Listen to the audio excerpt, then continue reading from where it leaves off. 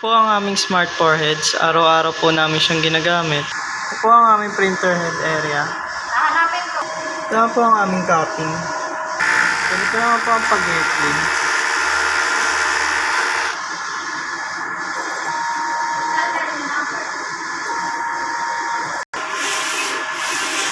Ito naman po ang aming nozzle check.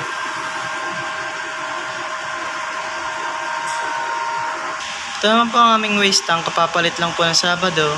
Ang aming ABR plug. Dito naman po yung stock namin ng Sable paper. Dito naman po yung stock namin ng ink and news. Sa consumable naman po, ito nagamit ko sa saya. Magenta, yellow, black.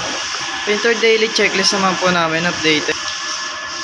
Sa output record naman po namin, naka 16,332.56